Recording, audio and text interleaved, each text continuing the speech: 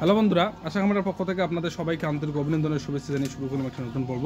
বন্ধুরা, আজ আমি আপনাদের সামনে আলোচনা করব একটা মেডিসিন নিয়ে। আপনারা ভালো করে দেখবেন, এটা একটা মেডিসিন। এটা মুরগিকে আমরা খাওয়াতে দেই এবং এটা দেওয়ার নিয়ম কী এবং এটা খাওয়ার মেন উদ্দেশ্য কী, এই নিয়ে বিস্তারিত আলোচনা করব এই ভিডিওর মাধ্যমে।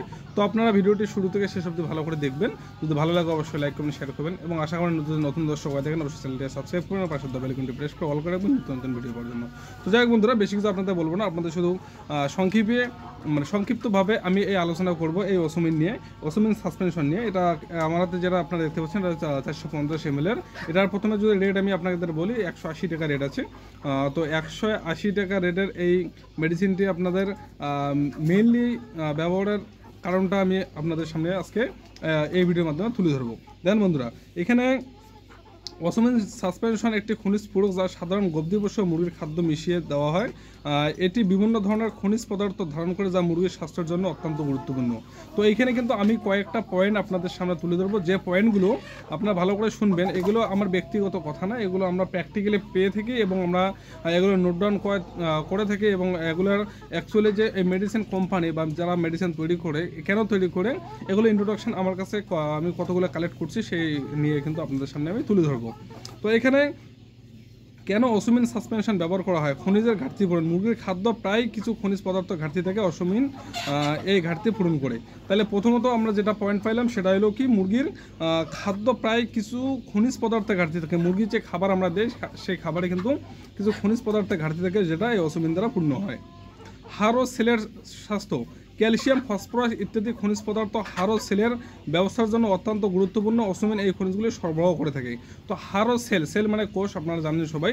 তো কোষের এইখানে কতগুলো ক্যালসিয়াম, ফসফরাস ইত্যাদি একটা মুরগির শরীর গঠন করার জন্য অত্যন্ত গুরুত্বপূর্ণ ভূমিকা পালন করে। তো সেগুলো হাড় ও সেলের যে ঘাটতিটা, যেখানে ঘাটতি হয় ফসফরাস বা ক্যালসিয়ামের, সেগুলো কিন্তু এই ওসমিনের দ্বারা পূর্ণ হয়ে থাকে। তো এখানে তারপরে যে পয়েন্টটা বলা আছে, ডিম উৎপাদন বৃদ্ধি।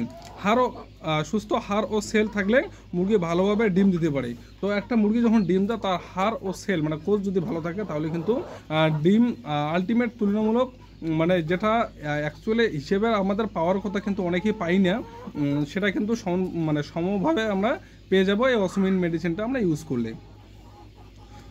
তারপরে যেটা পয়েন্ট দেওয়া আছে, রোগ প্রতিরোধ ক্ষমতা বৃদ্ধি। কিছু খনিজ পদার্থ মুরগির রোগ প্রতিরোধ ক্ষমতা বাড়াতে সাহায্য করে। এখানে কিছু খনিজ পদার্থ মিশে থাকে, যেগুলো মুরগির রোগ প্রতিরোধ ক্ষমতা বাড়াতে সাহায্য করে। বৃদ্ধি ও উন্নয়ন। খনিজ পদার্থ মুরগির বৃদ্ধি ও উন্নয়নে গুরুত্বপূর্ণ ভূমিকা পালন করে। তো এখানে বিষয়ে আপনারা শুনলেন যে মুরগির যেটা বলা হয়, মুরগির কোয়ান্টিটি মুরগির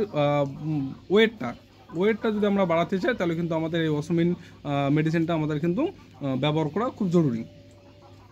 ওসমিন খাওয়ালে কী কী উপকার হয় সেটা আমি আপনাদের বললাম। এবার কীভাবে ব্যবহার করবেন। পরিমাণ। ওসমিনের পরিমাণ মুরগির বয়স, ওজন ও স্বাস্থ্যের উপর নির্ভর করে। পণ্যর নির্দেশাবলী ভালোভাবে পড়ে ব্যবহার করুন। এইখানে কিন্তু ভালো করে আপনারা দেখতে পাচ্ছেন, এইখানে কিন্তু ভালো করে লেখা থাকবে। আপনারা এই পার্টটাতে দেখবেন, এই পার্টটাতে যেটা লেখা আছে যে পোলট্রির ক্ষেত্রে for 100 birds 5 ml, broiler 10 ml, layer 20 ml। তো 100 মুরগির ক্ষেত্রে যদি আমরা 20 ml ইউজ করি, তাহলে কিন্তু যথেষ্ট। 100 লেয়ারের ক্ষেত্রে, ডিম পাড়া মুরগির ক্ষেত্রে যদি আমরা ব্যবহার করি, তাহলে 20 ml ব্যবহার করব 100টা বার্ডের জন্য বা 100টা মুরগির জন্য। মিশ্রণ। ওসমিনকে সাধারণত মুরগির খাবারের সঙ্গে মিশিয়ে দেওয়া হয়।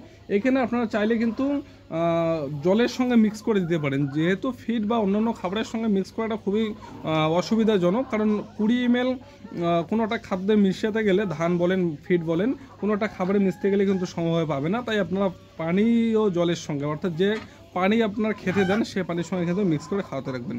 এখানে কতগুলো বিষয় আছে, যে ওসমিন একটি পূরক, মূল খাদ্যের বিকল্প নয়। এটা আমরা শুধু যে ঘাটতিগুলো মুরগির শরীরে যে ঘাটতিগুলো আছে, সেই ঘাটতিটা পূরণ করতে সাহায্য করবে। কেউ খাবার হিসেবে এটা ব্যবহার করতে পারবে না। অতিরিক্ত ওসমিন খাওয়ানো মুরগির ক্ষতিকর হতে পারে। এটা নিয়ম মতোই খাওয়াতে হবে, বেশি খাওয়ালে কিন্তু ক্ষতি হতে পারে। যেটা আপনাদের বললাম নিয়মটা, যে 20 ml 100 লেয়ারের জন্য আপনারা ইউজ করবেন। আচ্ছা, এইখানে পরের যে পয়েন্ট আছে, সর্বোত্তম ফলাফলের জন্য একটি ভারসাম্যপূর্ণ খাদ্য চার্ট তৈরি করুন, মুরগির খাদ্য ও পানির পরিচ্ছন্নতা নিশ্চিত করুন।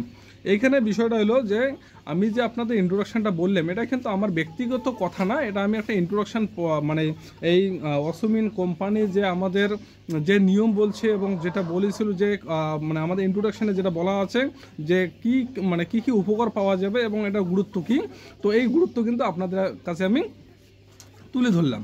তো বন্ধুরা, এখানে আপনারা ভালো করে যখন নেবেন, এখানে ভালো করে দেখবেন যে এখানে কিন্তু কোয়ান্টিটি কোয়ালিটি মানে মানে কত পরিমাণে খাওয়াবেন, এগুলো কিন্তু বিস্তারিত আলোচনা করা আছে। তো যাই হোক বন্ধুরা, আমি আপনাদের বেশি কিছু বলবো না, আপনাদের শুধু এতটুকুই বলার আছে। আশা করি যদি নতুন দর্শক হয়ে থাকেন, অবশ্যই চ্যানেলটিকে সাবস্ক্রাইব করেন, পাশে বেল আইকনটি প্রেস করে অল করে রাখবেন নিত্য নতুন ভিডিও পাওয়ার জন্য।